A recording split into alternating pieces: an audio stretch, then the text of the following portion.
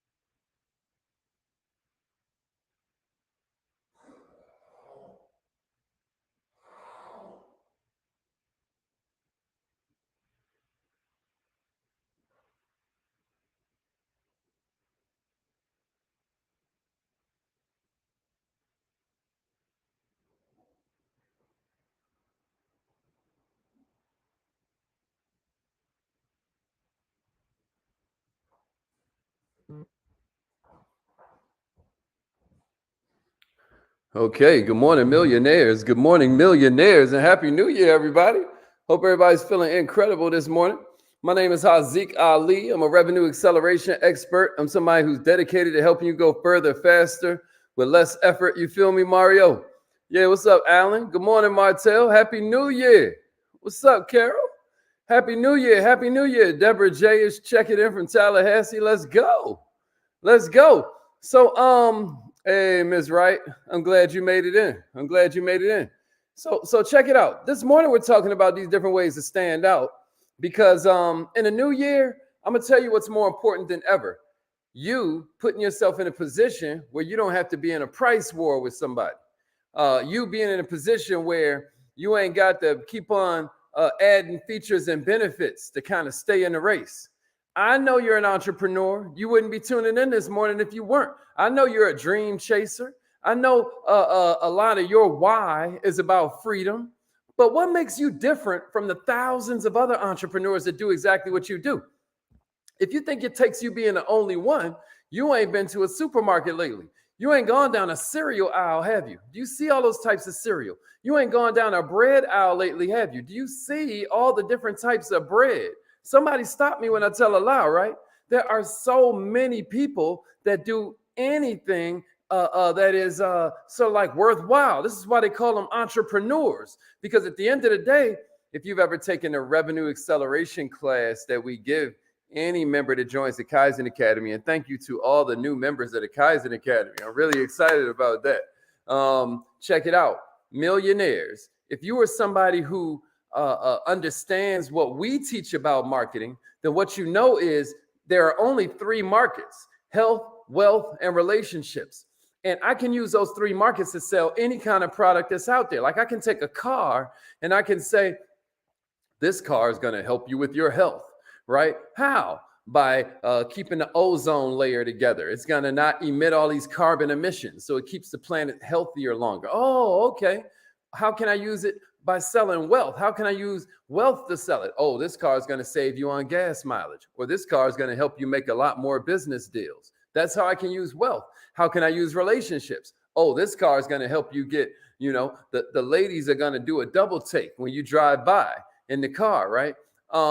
See how I did that? It doesn't matter if it's health, wealth, or relationships. You can sell anything using those, and everything else is just an offshoot of one of those. Because once an entrepreneur sees another entrepreneur making money in health, it's their job to stand out from that competition. So even though they're making health, You start winning because you say, hey, the way to get healthy is not just what you work out, it's how you eat. So hey, it's not just how you work out and how you eat, it's how flexible are you. So the real way for you to get the health you're looking for is yoga. Then everybody starts doing yoga because that guy starts making money in yoga. So what's his job? To say, no. If you really want to get healthy, you need hot yoga. Then everybody's like, dang, I knew it wasn't my fault that I couldn't get into those positions. I knew it wasn't my fault that I wasn't flexible enough because nothing's ever my fault. That's a marketer's job, to tell you it ain't your fault, give me some money. It's not your fault you didn't achieve your goals. It's because you just didn't know about blank, blank, blank. Once you do that, you start to stand out. Because check it out. It is not about you getting into a price war or adding benefits. It's about you finding a way to make it so that you can't be judged like everybody else. So here are 5 ways for you to stand out. I want you to write these down. And going into the new year, I really want you to think about how you can utilize these. Does that make sense, everybody? Somebody like and share this. I appreciate that, Miss Deborah. Like and share this thing. Yeah, she got my back. Like and share this thing. Like and share this thing. If you're looking for the number, there's the number. All right, so here's the first one, y'all. Here's the first one. Don't be the hero of your story. Don't be the hero of your story. I know you're crazy about your product. I know you love the service that you provide. It might be one of a kind. It might help your customer get from A to Z in half the time they'd normally have to spend. As incredible as it is, stop tooting your own horn. You hear me? Stop playing a hero who's waiting to swoop in and, save the customer's life. All of that's good, that's your intentions, but check it out. Your brand can't be the hero of the story. Let me tell you who's supposed to be the hero of the story. Your customer. Millionaire, when your brand stops playing a hero and instead starts playing the role of the guide up the mountain, you're going to see way different results. It's going to be dramatically different. You got to articulate the value of your brand. You have to articulate the value of your products by keeping your client in the middle. That's why I say client instead of customer, because a customer is just somebody that gave you money. A client is somebody who's under your protection. They're under your umbrella when it's raining outside. Check it out. Here are some questions you need to ask yourself if you're interested in making your client the star of the story, right? 1, why does a customer need you? Why does a customer need to be a client, right? This is where you start to reflect the customer's challenges back onto him. This is why it's so important you listen, right? Because nobody cares how much you know until they know how much you care. Do you even understand why they need you enough for you to care? Here's the second one. How will it work? That's another way that you tell the customer's story, right? Describe the change that this product is going to create. Describe the change in their life this service is going to provide. Every product or service has to create a change in a customer, right? They went from scared and intimidated to confident and in control, right? They went from overwhelmed and desperate to relaxed and stress-free. How will it work? What is the dream that they'll be living just because they supported you? Here's the third one. What exactly does your product do? What exactly does your service do? Millionaire, finish with the facts, right? This is where you bring your customer full circle and you let them know about the benefits and the features. This is a simple formula you can use, but it works every single time, y'all. Here's the second one, because what you got to realize is your brand is what people say about you when you're not in the room. All right, so here's the second thing I want you to look at that's going to help you begin to stand out from everybody else. Design your product or service so you make money in your sleep, right? That's the dream, right? To make money in your sleep. The laptop lifestyle, to post pictures from Santorini or Egypt, right? While you're working from your laptop on the balcony of your hotel, right? But in reality, most entrepreneurs are hustlers, y'all. They got some solopreneur thing where if they don't work, they don't eat. And they think that working for themselves means being an entrepreneur, but they're still trading time for money. This is a model that can't sustain itself over the long run, millionaire. If you cut down your hours, you cut down your revenue, well, dang, you're going to be working till you die. If your business depends on you for its survival, you're in trouble. Smart entrepreneurs don't get stuck in the time for money, kind of like trading system. If you're really going to be in this to last, you must remember you're either building that business to sell, you're building that business to scale, or you're about to go out of business. And the only way for you to build a business you can sell is by you having predictable income. You've got to find a way to create the kind of business that can pay you while you're asleep, millionaire. You have to be able to build the kind of business that can function whether you're able to work that business or whether you have to go take care of a sick relative. You hear what I'm saying to you?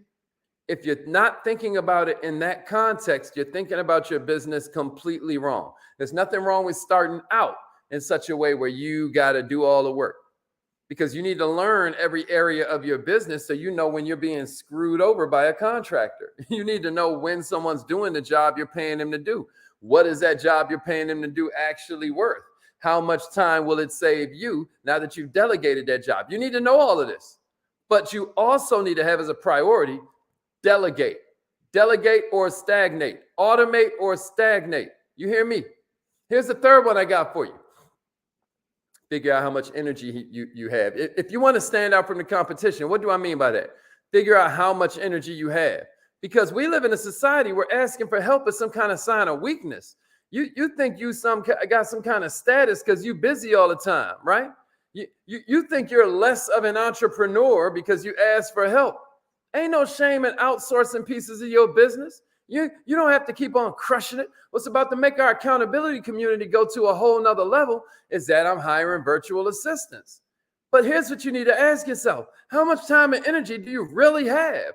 What do you want to really do in those hours? Because once you know the size of your energy basket and the size of the tasks that you got to perform, you know what's easier to do, right? You know what's easier not to do. You become aware of saying yes to one thing, meaning you got to say no to all this other stuff. You hear me? So have a clear picture of the tasks that grow your business and the tasks that maintain your business.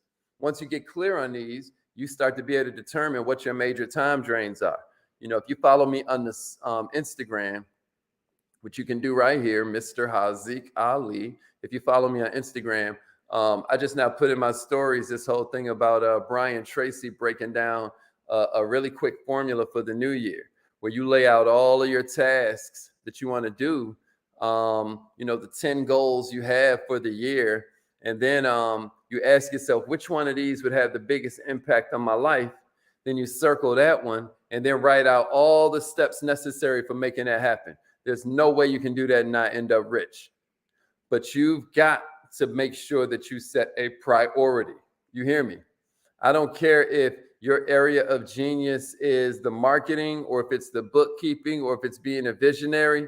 See if you can outsource the ones that ain't your area of genius so you have time to work on the tasks that grow your business the quickest. Am I making sense to somebody out there? Smart entrepreneurs know their limits, millionaires. They know what to step back on and what to step into. I highly suggest you look at that in your own business. Here's the fourth one, y'all. Focus on being different, not better. Now that's a jewel. Somebody give me that in the comments and then give me a share. This is the key. Somebody give me that in the comments and give me a share. Focus on being different, not better.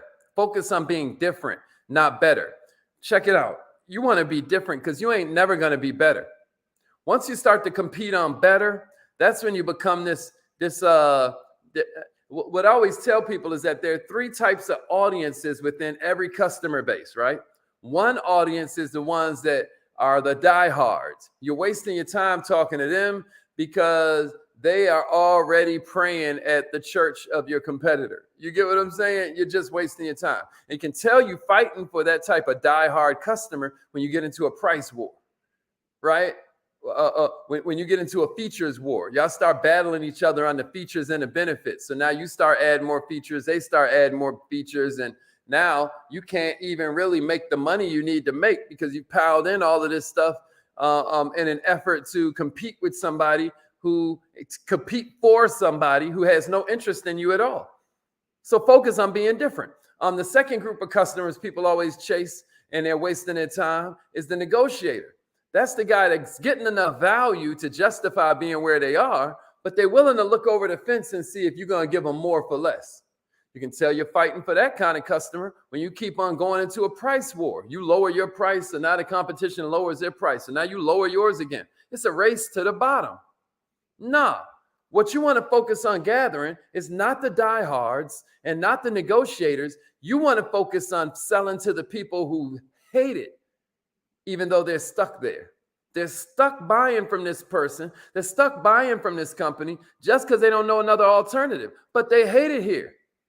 So what you want to do is you want to figure out why they hate it so that now you are different, not better, but different. If my business credit is for truck drivers, then all of a sudden I'm different from all these other guys that sell business credit. Because what did I do? I attached this program that shows them all the best companies to buy a truck from cheap. Or I attached this blueprint that I figured out on how to make sure that you can hire more drivers as soon as possible. Maybe it's some temp agencies that work on drivers, and I've also got an affiliate relationship with them. But whenever I send them somebody, they send me a couple dollars, but I'm also able to use their offer to sweeten my package. You get what I mean? The marketplace is flooded with similar products. The marketplace is flooded with similar services. You got to start looking at what will make you different for your particular customer. You got to analyze your competitors. You got to analyze your clients. Then you got to find gaps in the marketplace. Millionaires, how can you position yourself in a crowded marketplace so you stand out from everybody else that's in your world? Millionaires, if you want to lead the band, first, you got to turn your back on the crowd. You hear what I'm saying? Think about a conductor in the orchestra. If you're going to lead the music, you got to turn your back on the crowd. You got what I'm saying? And here's the fifth one I got for you. Millionaires, sell promises. Sell promises. Everybody with me? Sell promises. Let's go. Let's go. I'm glad you made it in, Ash. Sell promises. Sell promises. What do I mean? Your brand ain't so much what you say, it's what your customer says it is, right? What story do they tell themselves by consuming your products, by taking in your services? It's the perception of your brand in their mind. You know, who would buy a phone from a computer company, right? Well, how does Apple sell us so many of them? It's because really they're selling us the story. You get what I'm saying? People love to buy, but they hate to be sold. You get what I mean? And when they do buy, they buy because of the identity that your brand gives them. They buy because of the promise that your brand offers. I dare you look at that more this year. What a lot of people don't understand is because people don't want to do, they want to be. They want to be less busy. They want to be more productive, right?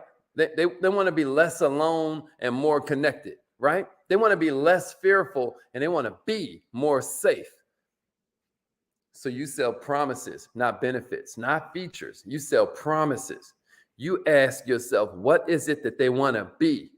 And then you talk directly to that. I hope this helps you. Hope this guides you in your business a little bit. Was this helpful, y'all? Scale of 1 to 10. How helpful was this? 10, like I'm going to definitely use at least one of these points. 10 means I'm going to definitely use at least one of these points. Scale of 1 to 10. How helpful was this, y'all? Check it out. It's affirmation time. Yeah, it's affirmation time. Let's get it. Okay, good. Good, April, what's up? Okay, then. What's up, Sade? Let's go. Okay, Alan, do me a favor and get this thing a heart, Sienna. Can you get this thing a heart, Sienna, and a share? Aisha, can you get this thing a heart and a share? Yeah, Miss Wright. Can you give it a heart and a share, please? Let's go, Crystal. Let's go, Terrence. Give me a heart and a share. Give me a heart and a share. Let's go. Let's go. We're going to turn Affirmation Nation into Application Nation. Let's get it. Let's get it. Let's go, Mary. Let's go. Let's go. Yeah, Miss Cochran. Let's get it. Can you give me a like, please, and a share? All right, it's time for us to call in. It's affirmation time. Okay, Brother Bay. Let's get it. Appreciate that, Sienna. Thank you, Queen. All right, y'all. It's affirmation time. I want you to repeat after me. Say it like you mean it. This is important, y'all. This is important. You got to say it like you mean it. Appreciate the likes and the shares. And, please turn on your notifications, Mario. Please turn on your notifications. It's right there. And if you, no, it's right there. It's like some 3 little dots, like right there. And if you click that thing, then all of a sudden you are in the house. So it's affirmation time. Yeah, appreciate that, Miss Monique. Can you please share this thing and let them know? I'm a 2 times TEDx talker. I took my own company to the Inc. 5000 list, the fastest growing companies in America. And I'm here telling you that really, even though all of these skills and secrets and cheat codes I give you every morning are important, what's even more important is your self-image. It's not that you can work on doing something different. You got to focus on being something different. And I hope that this helped you be a little bit different this morning, right? But you cannot discount the power of affirmation. So repeat after me, millionaires. Say it like you mean it. If your phone line tries to charge you to call in, just text message call me to the same number. Text call me to 667-776-9461 and it'll put you in the house. All right? Repeat after me, millionaires. Say it like you mean it. I am so happy and grateful